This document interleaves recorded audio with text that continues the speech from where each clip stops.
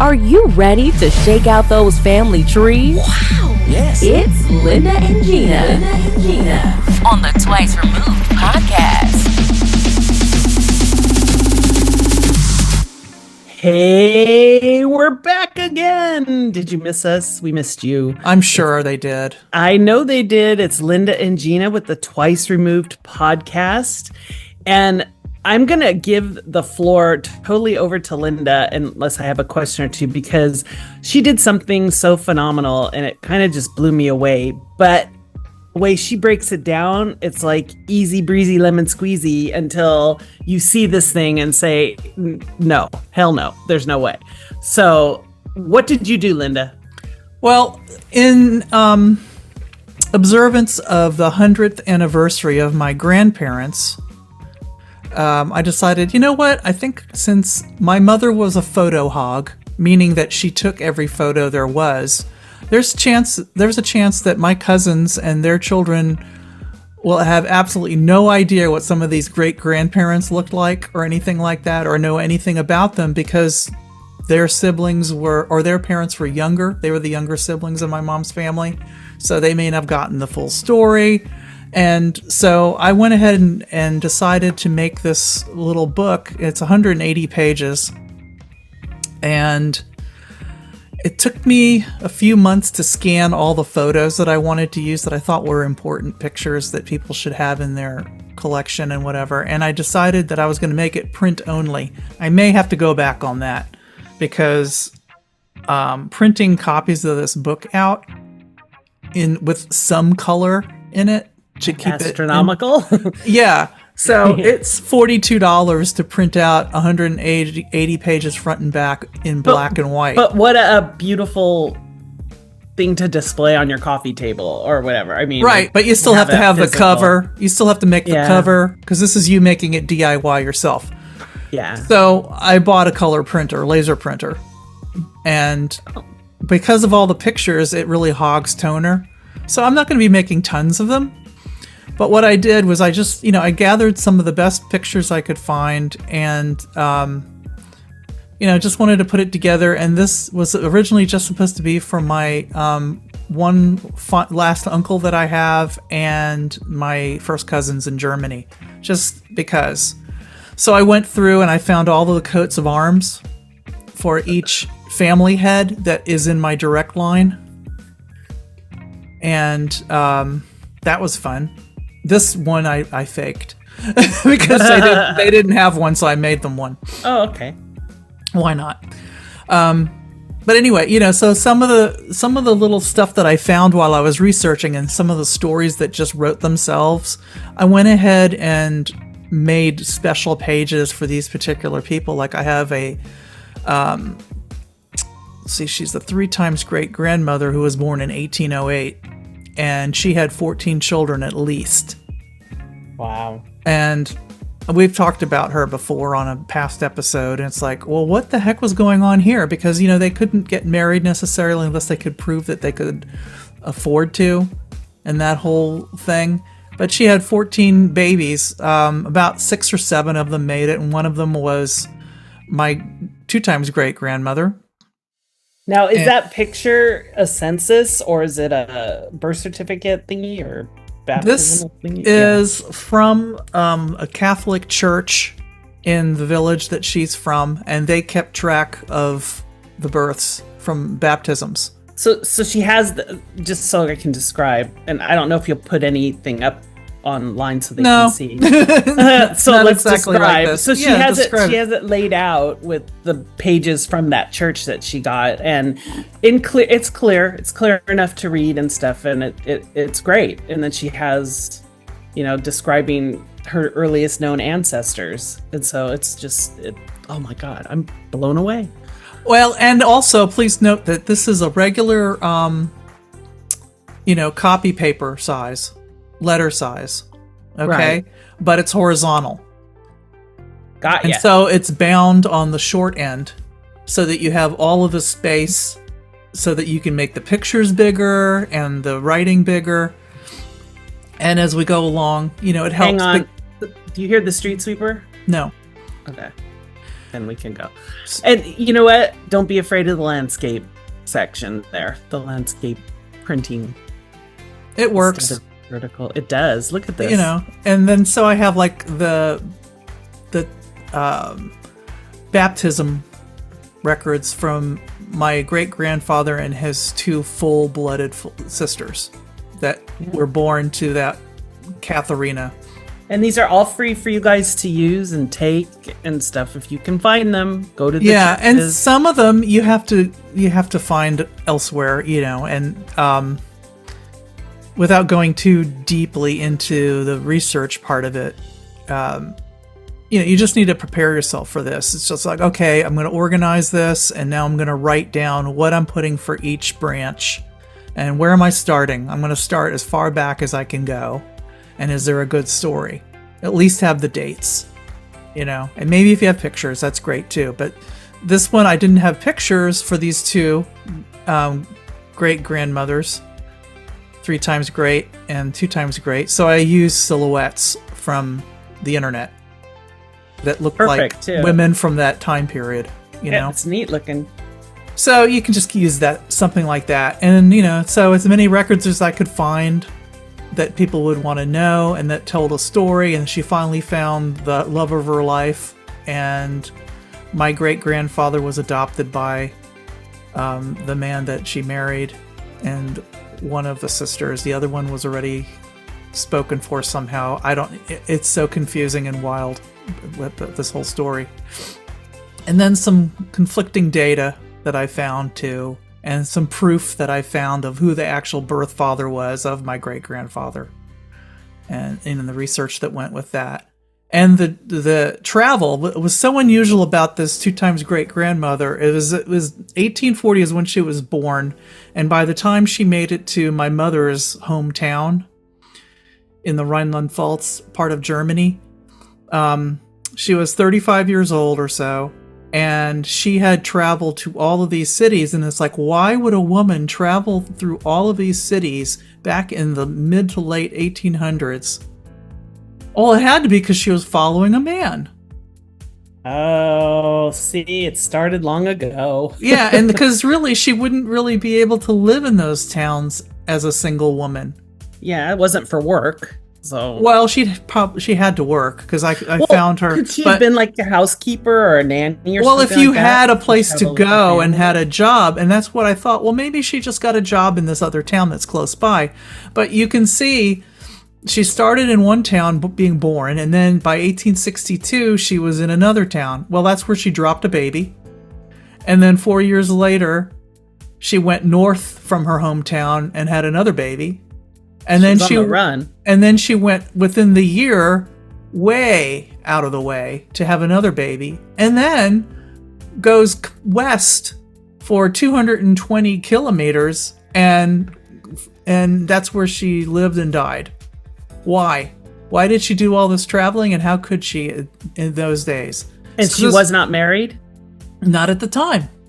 Okay. Not until 1875, when she was 35, she married the man that adopted my great-grandfather, and, you know, like I said.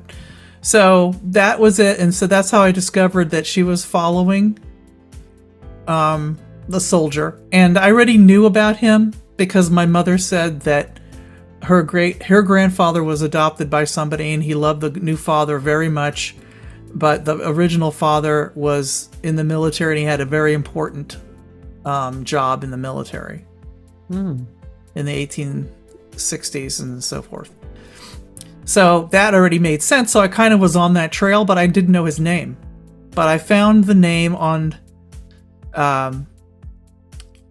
the birth certificates, but he wasn't really claiming. Only one of them counted, and that's why the new father didn't adopt all 3 of the kids, only 2. And my mother didn't know about the 3rd because she'd never said sisters. She said sister because she was also looking at the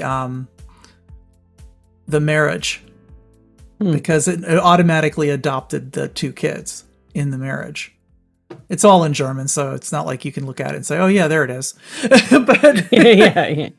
But there's some things that I found. I found an error. I found a place where they said, "Oh, well, this guy was definitely Katharina's father. No, he wasn't. He was the notary. Was listed in the marriage as the notary, saying, yes, your mother gives permission to you to marry this man. But everybody in America was like, that's got to be her father because there's a man's name in the document. Anyway, so this is all that stuff. Anyway, so it just kept going. And when I found some DNA information that I could share with my cousins, because any of my female cousins that were born to my mother's sisters, which really is just one, and her daughter, and so forth, they would be the only ones that are in the same haplogroup. So I shared that information. But the cool thing about that information too with the haplogroups is it's coming later, but my one mystery cousin, she wasn't a mystery cousin, she was a surprise cousin, she was my friend first, that one. Oh, yeah. She also had the same haplogroup as me. And it's like, well, that's weird, considering that you don't have the same maternal as me, because I know that you're coming through on the other side, in the grandparents. So, that was a cool thing to find out. But, it's like I've got pictures of the family house. Oh, my gosh. Put in here. The way this is laid out, I can follow along. You know what I mean? It's just seeing all this stuff. It's like, oh my gosh, instead of clicking on a file, it's just all here. And it's so nicely done. And then I figured, you know what? I think this woman on the bottom window is actually Katharina. The one in the doorway is the great-grandfather, and she looks older than him, but she also favors facially my grandmother and two of her sisters. Wow. So it's probably his mother. I don't know who else it could be. Why would there just be some random older lady hanging out the window? His father probably took the picture or arranged for it and he wasn't in it or something. I don't know. But yeah. So, and I don't know who these people in the top window are. One of them could be my grandmother. The little girl could be my grandmother. Anyway, so it's like I had pictures of the back of the house, and then I've got. Oh my gosh! Yeah, these are great photos. And these came from your mom. Your mom hoarding them. Yeah, good old saying, hoarder. I'll take them when everybody said we're getting rid of these. No, she just took them, and there's like this painting that I had a mystery. And basically this painting was something that my grandmother gifted to her sister, who is the other picture on here. Oh, okay. And I think it was gifted to her around the same time that my mother was going to America. So it was kind of like, oh, thank you so much for taking our girl to live with you. Oh, wow. And where that's is my this guess. Painting now? Do you know? I have it. Oh my God. It's the sisterhood of the traveling painting, because that's awesome. I didn't know for sure who had given it, because my grandmother signed it on the back. So, our house in Germany, from your sister Unnel. And my grandmother didn't go by Unnel. Her name was Anna. But Unnel is a nickname for Anna, which, as if you needed one. But because it's such a long name. Anna's so long, yeah. Yeah, and it's the same amount of letters. So it's like I had to look up and see, when did they move into that house? Well, they moved into that house in 1912-ish, because I found that in Germany, you have to go to the city and tell them where you're living. And if you move, you have to tell them where you're living. It's not like here where you can just move all over the place and then you change your driver's license, or your voting registration and all that. So there's lots of records. Yeah, so there's a handwritten record of my great-grandfather moving to this address in 1912. So that's probably when this picture was taken. The one in the house, in front of the house, where the people hanging out of the windows and my great-grandfather in the doorway. Because they were celebrating his home ownership, because this is probably the first home that he owned. And it's a nice house. Yeah, it's good for the time. It's two-story. I think it's new. 3. I think it's new construction, because there was nobody else living in that address at that address before him, because I have the address books from that town, and before 1912ish, there's nobody else living here in this address. There's no such street, so it had to have been new construction, and it's still the only house there, and it's still the same house, and they changed the street name and number. By the time he had died, it was a different name, different street name and number. And he died in 1946. Have you Google Earthed it to see 47. if it's still standing? No, I know it is. My cousin told me. Oh, cool. Yeah, so this is the back of the house. And so, there's like that. And, then I added, well, here's my mom with that aunt who's older. But anyway, this picture that I was going to tell you, the Sisterhood of the Traveling Watercolor photo, is that it went from my grandmother to her sister. When the sister passed away, my mother, it was on Long Island, and my mother took it from the estate. Right on, Mom. Yeah, see? I told you. Picture grubbing, you know what. Yeah. And then it was in our house for the longest time. Every time we moved, it was on the wall in the living room, because she grew up in that house up until she was 12 or so, 13. And so then one year when my mom's sister and her husband were visiting, my mom gave it to her. And it was in my aunt's house in Germany again, same town where it came from. And when she passed away, my cousin asked me, "What do you want from the house?" And I said, "That picture." So she sent it to me. Oh, awesome. So I have it back again. Yeah. So that's it. And nobody else cared. So it's like, okay. And so I just, I just collected a lot of these pictures and tried to group them accordingly. Like That's amazing. Here are all of my mother's maternal side of her family. But then you have the pictures where, here's an aunt from the paternal side of her family hanging out with the aunt from the maternal side of her family. And then, of course, the maternal side marries the paternal side also. So we have dual relationship there, but they didn't have any kids. That would have been double cousinry right there, but we didn't have it. And, whatever pictures I had, I put in here as much as I could. You have some worms in your family. Yeah, Worms, Germany. Yeah. And so, it's like my grandmother at her confirmation. So if she was born in 1905, this was probably in 1919.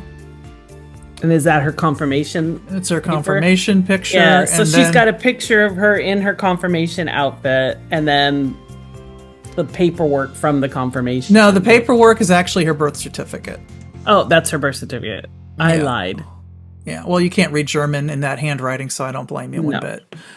So this is all about my grandmother, and it's like she's in this picture with her little sister, and it's like, who is this little boy? She didn't have a little brother. I'm like, oh my God. And I'm like, wait a minute.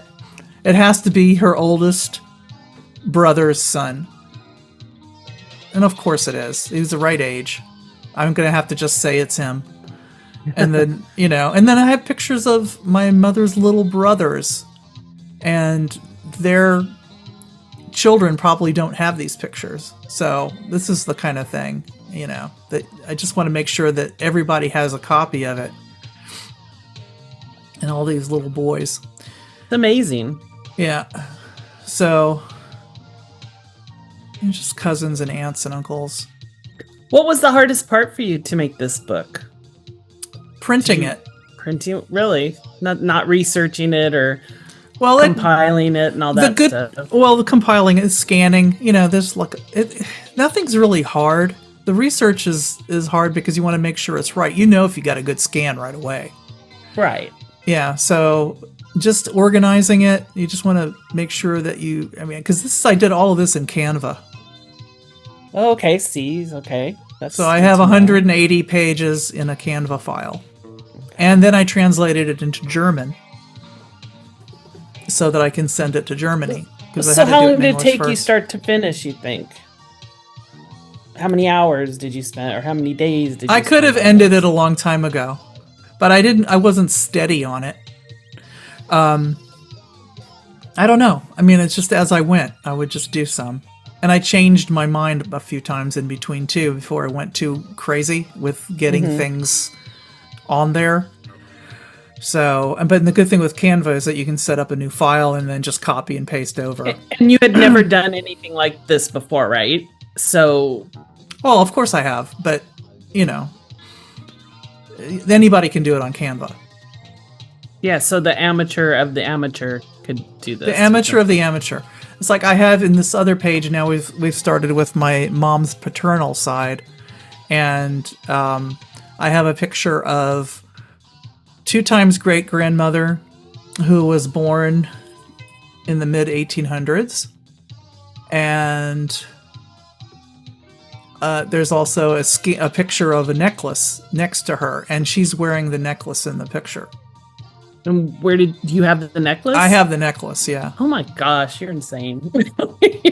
Yeah, I know. My mom told me crazy. forever. It's like, see, it's in this picture. She's wearing it.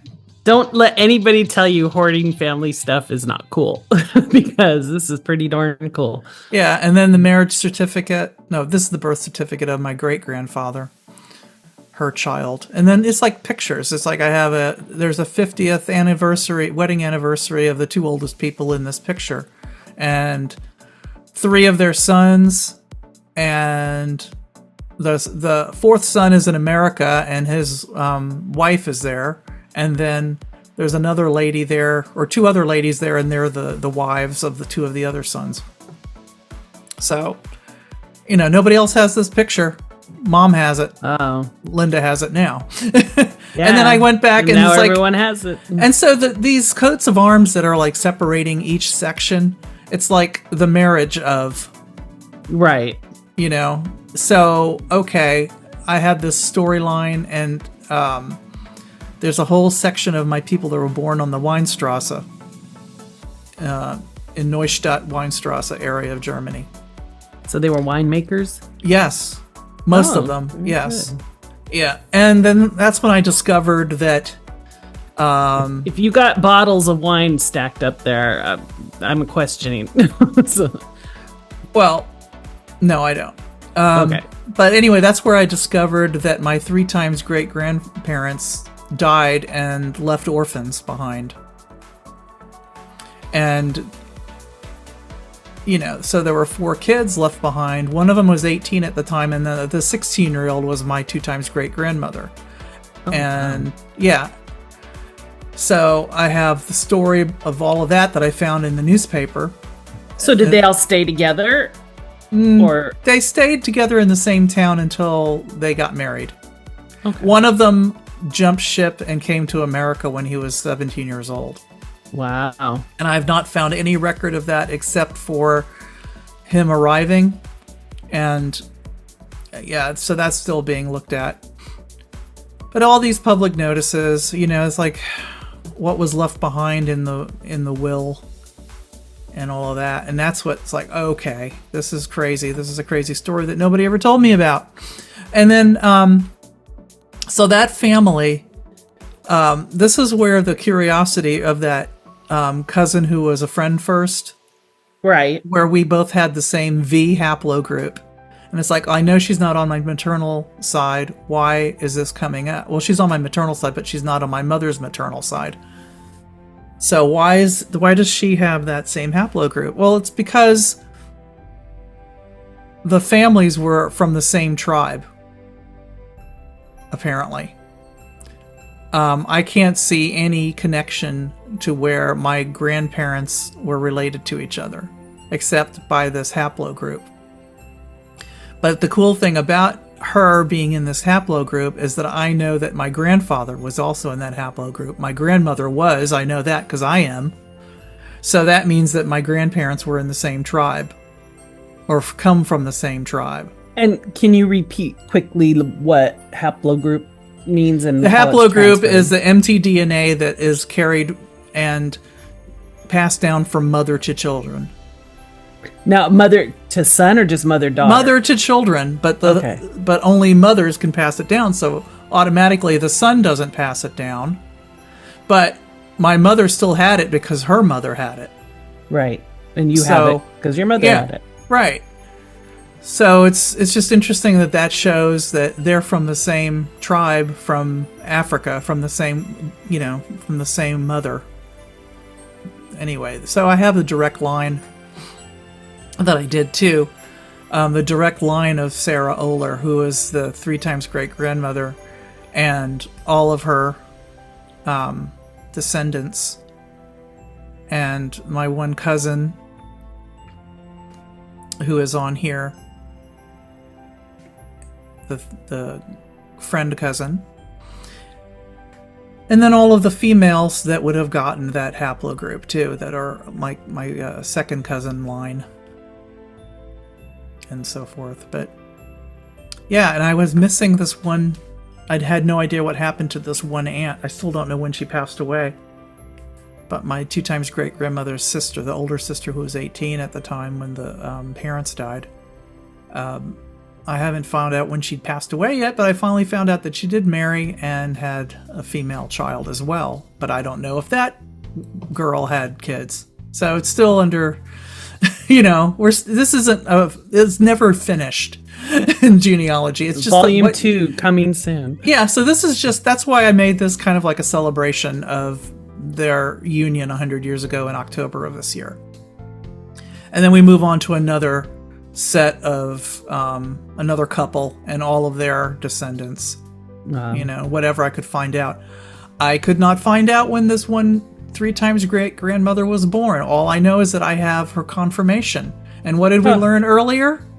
We learned that kids get confirmed at 14 generally in Germany. So if she got confirmed in 1823, then she was probably born around 1809.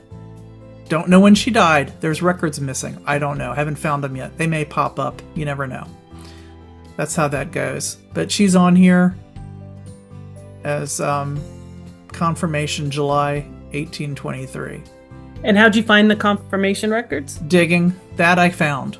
But I did find her birth certificate. birth baptism, I know when she got married, and it would make sense. She married an older guy. She was the second wife. It all makes sense, that kind of thing. So that's the research part of this. So you have to decide what you want to put up with. Just like little things that I find along the way, I like to add. Like address books are really popular in Germany, so I can find things with people's address. So you can see this one here, it has her last name and her name, and she's a widow living at this one address. Well, when I was on a site on Facebook, somebody posted a picture of this little town, and I said, I wonder if Mundelgasse 9 still exists. And somebody popped on, it does! Oh, that's cool. Yeah, so this was at the turn of the century. Not the last century, but the one before that. So 1896, she was still in the address book. So she was in her 80s at the time. But yeah, you can find that kind of thing. And then in the German newspapers, if you go to Google Books and search on Google Books, you can find a whole lot of stuff.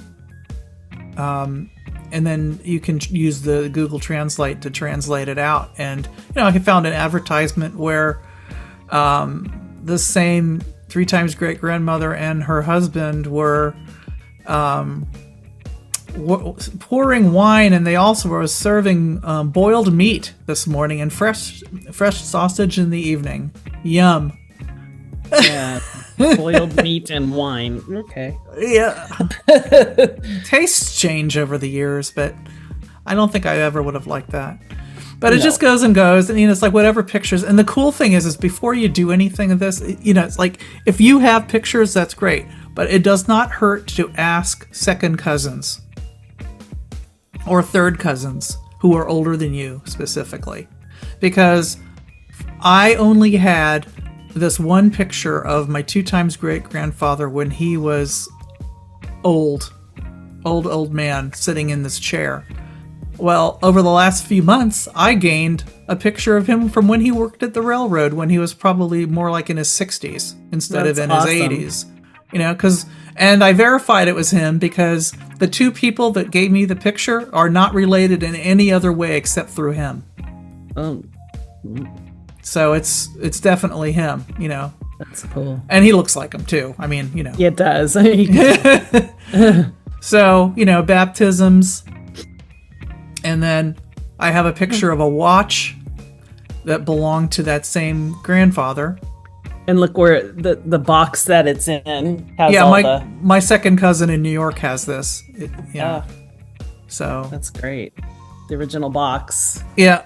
With the town in it and stuff. So that's great. Yeah, and then identifying the people in the photo. It's like I knew the two in the front and the one in the middle and the back. The other two, questionable. But knowing what year it is, it's like, well, here is Grandpa, and here's Mom, and son in the back, who's my grandfather. So this picture was taken before the younger sister to the right, on the right, left for America, and the older sister on the left went to America. So they all came over. I know the other son isn't in it. He probably took the picture, or he was just off doing whatever. But there was already another sister that was in the other country. So why would they not be photographed together? That's who this is. And then I verified that through the one that, yes, that's my grandmother, and the other one, yep, that's my mother, because she's the one that gave me the picture. So she knew, so it's yeah, they both gave me this. No, I got the picture through her originally, and it was cut. I don't know why it was cut up, whatever. But my mother's second cousin also had this exact same picture, and this is her copy. And again, the only way that she was related was through this older man here.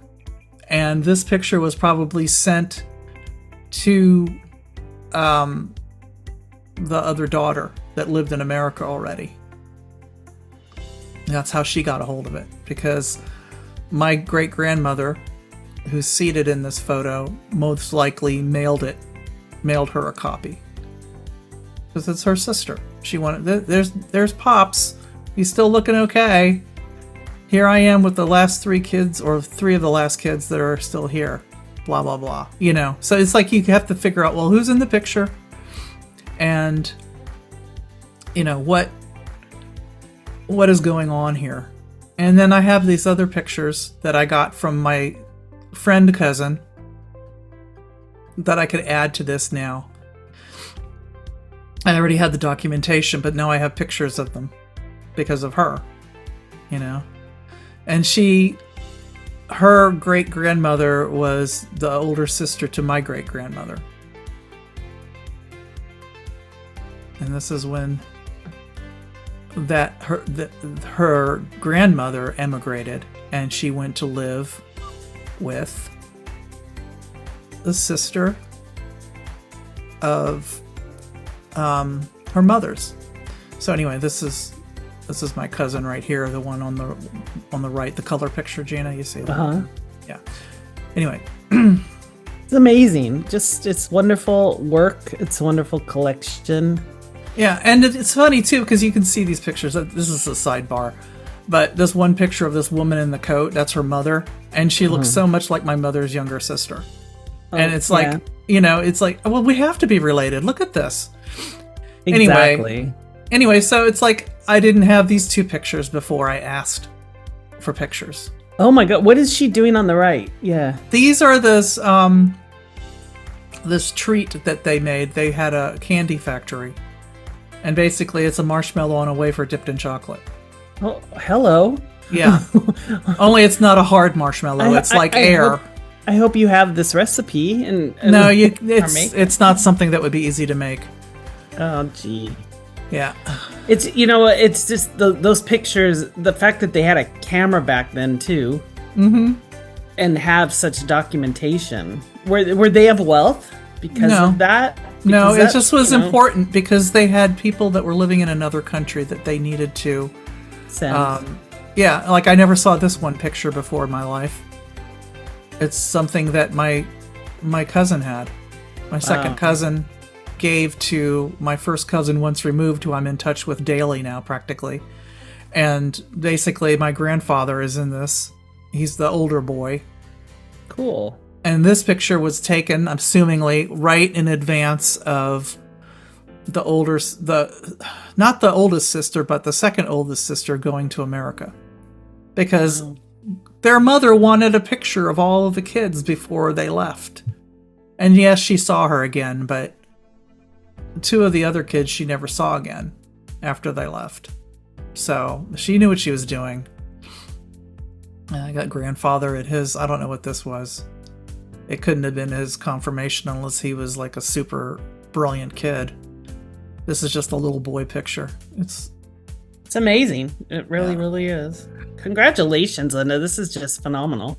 Yeah, and then, when they immigrate, you can sometimes find the ship they were on.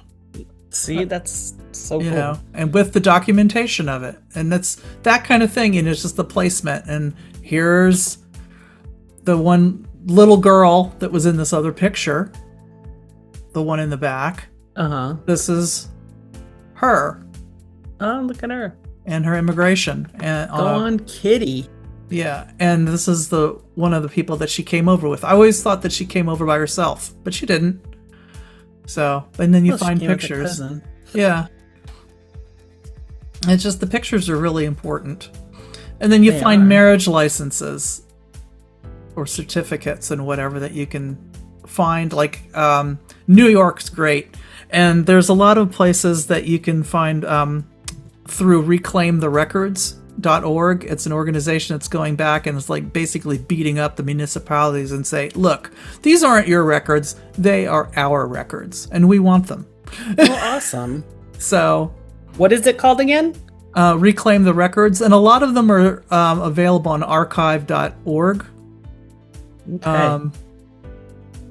Is that it? Yes. That's the one where they have the Wayback Machine and everything. They keep a lot of the stuff on there. It's like a library. But I've got,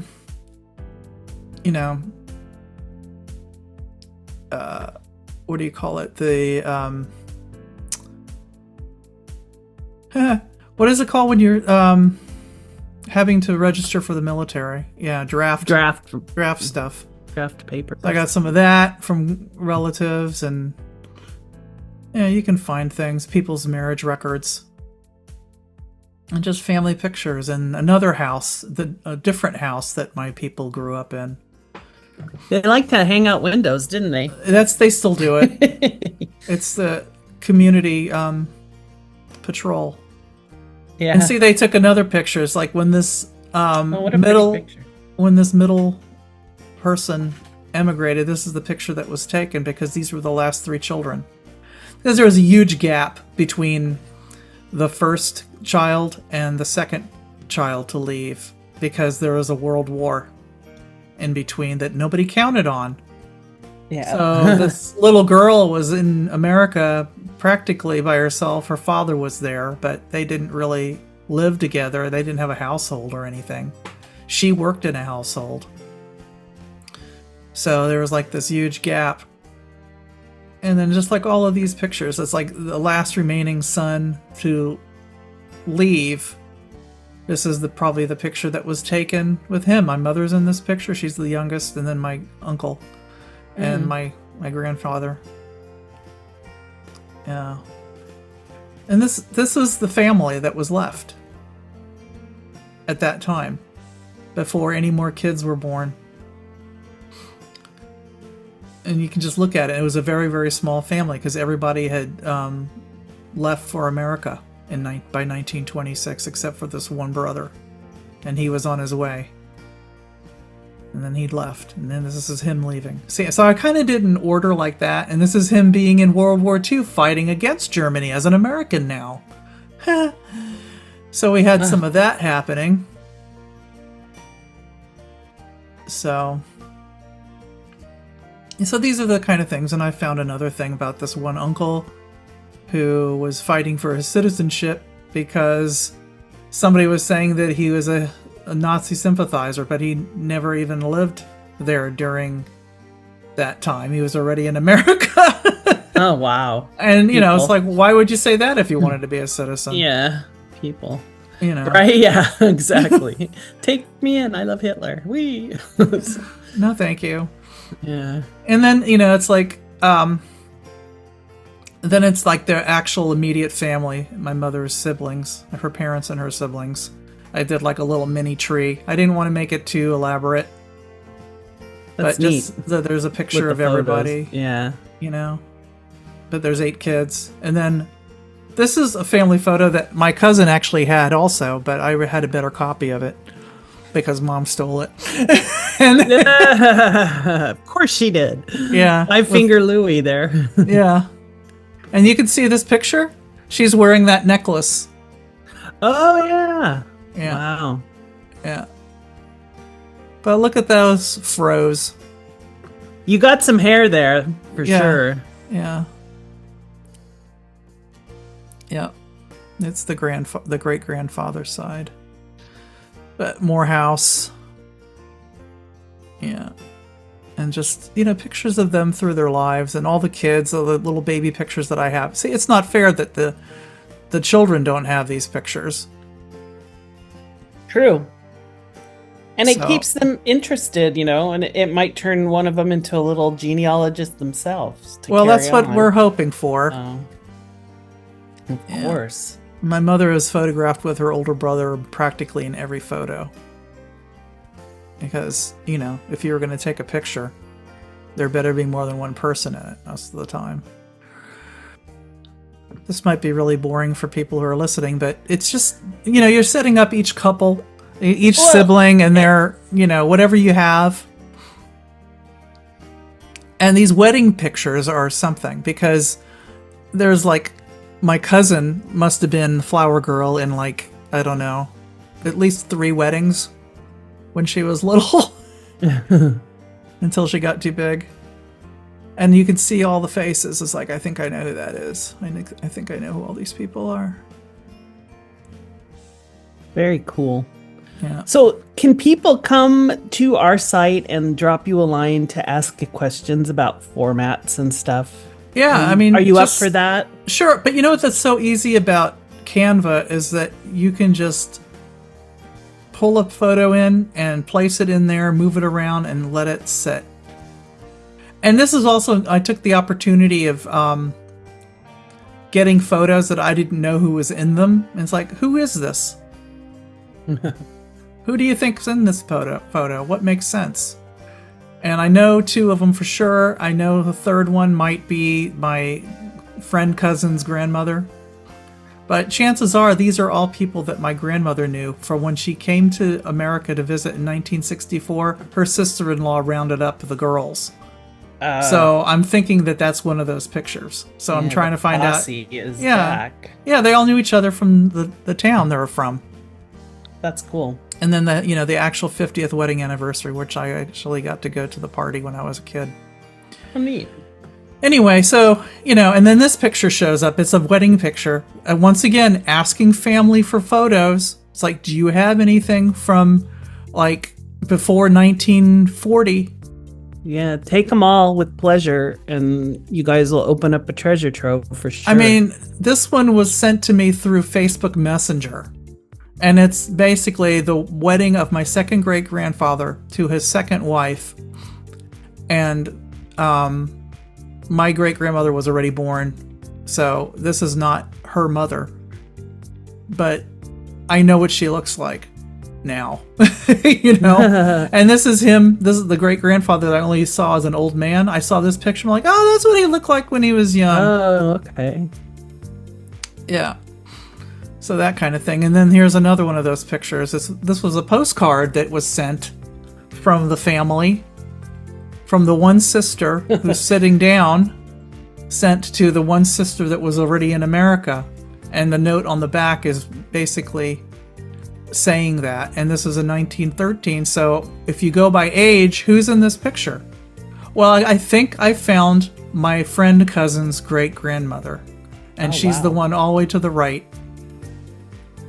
It's her. She's the older sister. The one with the postmark is my great-grandmother. And then in between them, the one who's not wearing black is a sister-in-law. How do I know that? Because the mother passed away less than a year before, and everybody else was still wearing black. Because that's what they did. The one in the middle did not, because she had lost her husband like 6 or 7 years before, and she'd probably worn enough black. And plus, she's not a sister. She's not a daughter. She's a daughter-in-law, right? Right. But then you just try to figure out who all these people are. It's like, I know the guy in the middle. I know the woman standing up. The one standing next to her has got to be the older sister. 1913, she was still living there. Elizabeth was still living in Germany, and she was only like 15. So that has to be her. I don't see any other 15-year-old girls here. You know, the one in the front, it's probably, these 3 kids right here are probably the children of the woman who's not wearing black.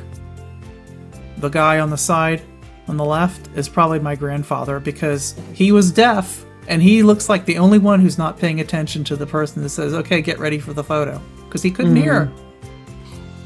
See? It's like one of those anatomy of the photo. So that's what I also did. It's like, who could this be? See, I have question marks on the people that I don't know for sure. So, and that's something that you can share with the family and say, okay, turn to page 164. Who do you think's in this picture? Any other guesses? Well, then we're just going to leave it the way it is until further notice, because that's what it seems like it is. You know, so it's just pulling people up who never had any other descendants and just celebrating them too. It was like this one aunt who only had one son, and he didn't have any children. So, and he also was in the military fighting against Germany, where he was born during World War II. An American, was he a sergeant or something? Yeah, sergeant, U.S. Army, World War II. That must have been just crazy, you know? For sure. Fighting against your people.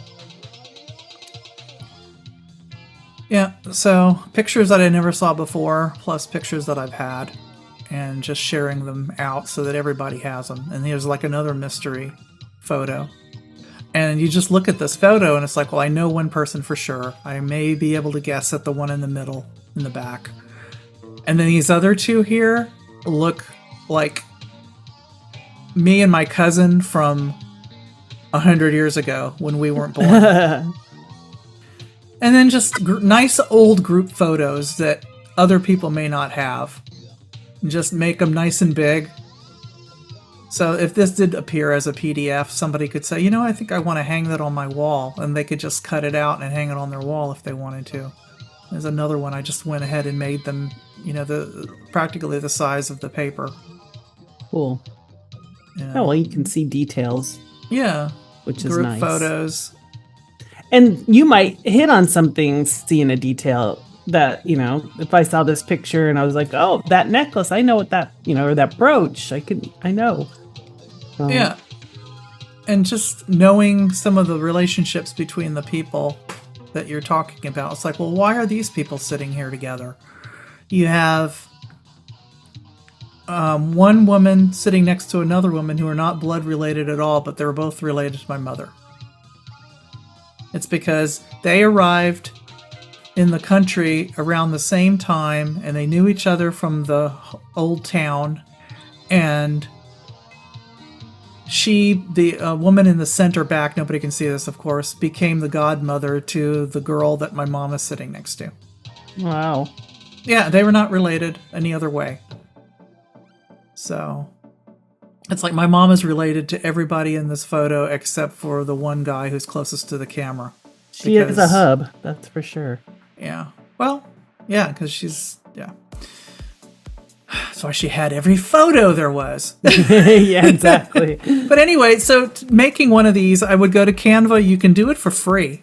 This is something you can do for free on Canva at any time. Make something like this. The only thing is if you want to use any of their photo editing tools, there's Pro. And, you know, it's less than $15 a month. So if you're making something like this, chances are it's going to take you a year. Buy the year subscription and just have at it.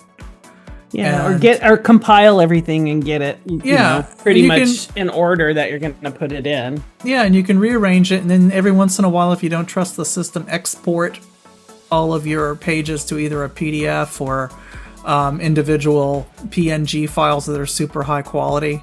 At least you have that. If something were to go bad with the server that they use, but that generally doesn't happen. We know that they're backed up.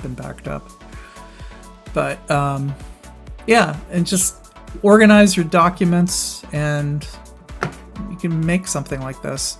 Well, thank you so much for sharing it, because it's an amazing project to do, and it's, you know, I'm like going, gosh, I wish I would have done that for our family reunion. That would be so cool to have. And you could. I could, but trying to get photos from people's like pulling teeth on our family and stuff. So well, you must have some. I have a few. My mom's at her time in her life where she's like, I don't want these anymore. Do you want them? And clear them out. You want, you know, pictures of your dad when he was, you know, at the beach. 45 pictures. No, I only need one. You know. Yeah, you could do that. Since you don't have any other descendants. Nope. You know, but it's good to have pictures. Yeah. Some really good scanned pictures. For sure. Okay, so that's it. Okay, well, if you have any questions, send them to Linda. Go to the twiceremoved.net website and you can ask questions about formatting. And maybe, I don't know if you'll put up a thing like about Canva and those other things from our other episodes, information, links, all that good stuff. Perhaps. I guess if I remember to do so. If you're nice. If you guys are nice. We'll see. Anywhere that this is heard, there should be something in the notes. And you can message from that platform and I'll get the message. Awesome. Thank you so much for sharing this, you guys. I wish you could have seen it with your eyes instead of just your ears, but we appreciate you listening to it. Because it is something amazing and awesome. And Linda, you're amazing and awesome. And thank you so are much. you. Oh, hey. Okay, until next time. And so are all of you for listening, and we thank you. So we'll see you next time. All right. The Twice Removed podcast is produced by Linda Anderson and Gina Glass. All opinions expressed are of our own and of our guests. For more information and upcoming guests, please visit our website, twiceremoved.net.